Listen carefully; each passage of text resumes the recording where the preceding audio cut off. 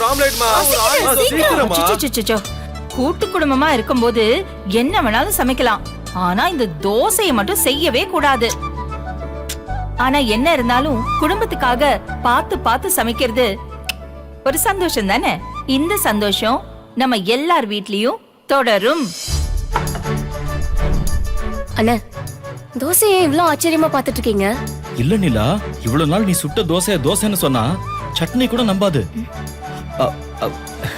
அண்ணா, உங்க அளவுக்கு சமைக்கலனா கூட நாங்களும் சமைப்போம்.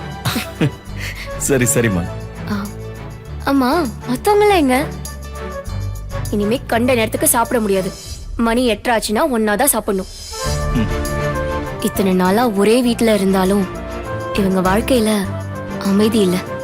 காரணம், இவங்களுக்கு வேண்டிய அன்பு பாசம் சரியா கிடைக்கவே இல்லை. இப்ப அந்த அன்பும் பாசமும் நம்ம எல்லாருக்கும் தொடரும். எங்க பாத்திரத்தை நானே கழுவி வச்சுப்பேன்ல, யாராவது பார்த்தா என்ன ஏதாவது சொல்லுவாங்க. பாத்துட்டு போட்டோம். என் பொண்டாட்டிக்கு நான் ஹெல்ப் பண்றேன். இந்த முத்துவை எவன் கேள்வியாப்பா? தயவு செஞ்சு நீங்க போங்க. சொன்னா கேட்க மாட்டேன். சரி போறேன். இந்த மாதிரி நமக்கு துணையா ஒருத்தர் இருந்தா எல்லா கஷ்டங்களையும் கடந்து நம்ம வாழ்க்கை அழகா தொடரும். மீனா, மணி 9 ஆச்சு, வா தூங்கலாம். லைட்ட போட்டுக்கிட்டு படிக்க வேண்டியதானம்மா. லைட் போட்டு படிச்சா இவங்களுக்கு தொந்தரவா இருக்கும்ல அம்மாச்சி. அதெல்லாம் ஒண்ணும் இருக்காது. இந்த நீ இந்த காப்பிய குடிச்சிட்டு போய். என்னடா பாக்குற? என் பேத்தி டாக்டராக்கு.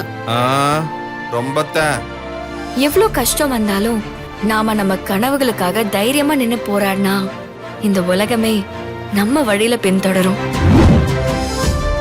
8 to 10 வரை உறவுகள், உணர்வுகள், கதைகள், கனவுகள் இனி தொடரும்.